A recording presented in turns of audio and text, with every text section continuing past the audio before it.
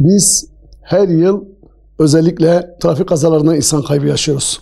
İyi bir bayram, huzurlu bir bayram yaşamaları için lütfen tavsiyelerimize dikkat etsinler efendim.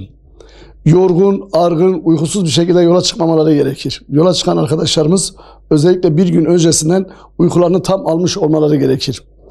Yola çıkmadan önce bir gün öncesi dediğimiz olay aynı zamanda araç bakımını da yaptırmaları gerekir. Soğutma sistemi, fren sistemi, ön düzen sistemi, özellikle lastik bakımlarının çok iyi olması gerekir. Yola çıkan arkadaşlarımızın lastik diş derinliklerinin 16 milimin altında olması durumunda fren yaptıkları zaman aracın fren mesafesi uzayacaktır. Dolayısıyla bu da kazaya sebebiyet verecektir. Yola çıkan arkadaşlarımız benzinli araç kullanıyorsa 250 kilometre, dizel araçlar 350 kilometre bir muhakkak direksiyon molası vermeleri gerekir.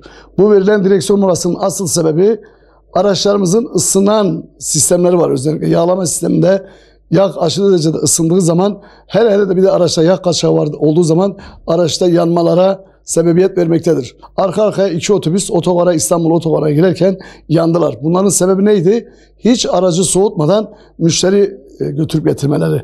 Özellikle bu araç servis dediğimiz yola çıkan şoförlerimizin de malumunuz tam tecrübeli olup olmadıklarından endişeliyim.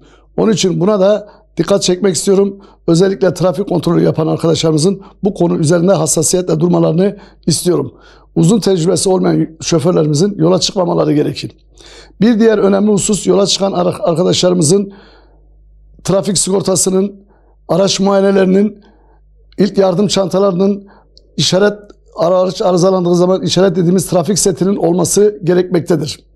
Bununla birlikte uzun yolculuğa çıkan arkadaşlarımız uzun süre araç kullanmamaları gerektiğini az önce bahsetmiştim. Çünkü uzun süre araç kullanan şoförlerin kendi üzerlerinde yorgunluk belirtilerini bilmeleri gerekir.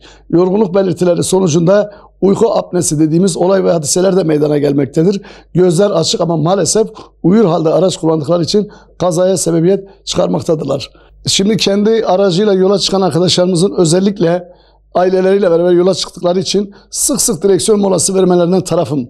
Bu molayı verdikleri zaman kesinlikle lokantalardan yemek ve yağlı yiyecekler yememelerini tavsiye ediyorum. Cipstir, efendime söyleyeyim uyku getirici olan koladır. Bunları içmemelerini istiyorum.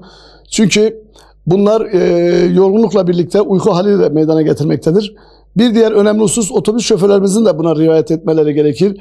Yolculuklarda mümkün mertebe özellikle bu bayram arefesinde yemek yememelerini, özellikle sütlü ve yoğurt gibi uyku getirici yemeklerden kaçırmalarını önemli rica ediyorum. Şu 9 günlük uzun ara tatilin neticesiyle şu anda 30 milyon insan karayoluna çıkmış durumda.